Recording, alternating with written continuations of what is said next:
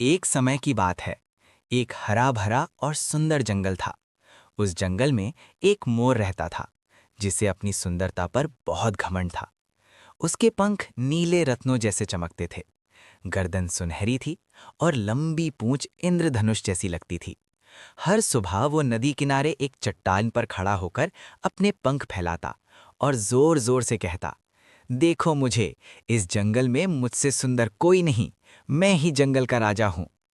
हिरन, खरगोश, तोता और बंदर सब चुपचाप उसकी बातें सुनते रहते।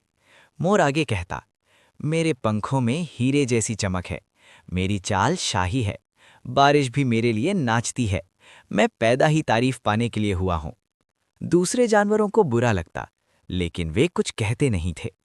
एक दिन छोटी सी गौरैया ने हिम्मत करके कहा, मोर भाई, आप सच में सुंदर हैं, लेकिन जंगल में हर किसी के अंदर कोई ना कोई खास बात होती है। मोर हंस पड़ा, खास बात?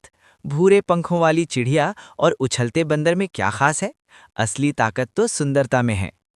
कुछ दिनों बाद जंगल में भयानक तूफान आ गया। तेज बारिश और हवा से पेड़ हिलने लगे।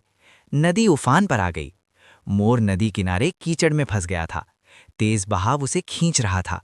उसकी भारी पूंछ पानी में डूब चुकी थी। मोर घबरा कर चिल्लाया, बचाओ, मैं बह जाऊंगा।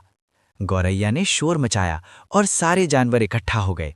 बंदर फुर्ती से लताएं लाया, भालू मोटी बेल उखाड़ लाया, हाथी ने सूंड से मजबूत रस्सी बनाई।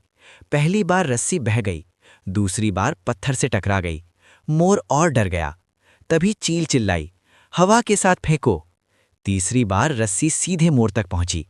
हाथी, भालू और नीलगाय ने पूरी ताकत लगाई और एक झटके में मोर कीचड़ से बाहर खिंचाया। मोर सुरक्षित था और शर्मिंदा भी। उसने कहा, आज मेरी सुंदरता नहीं, आप सबकी एकता ने मेरी जान बचाई। कहानी की शेख, एकता में ही असली शक्ति होती है।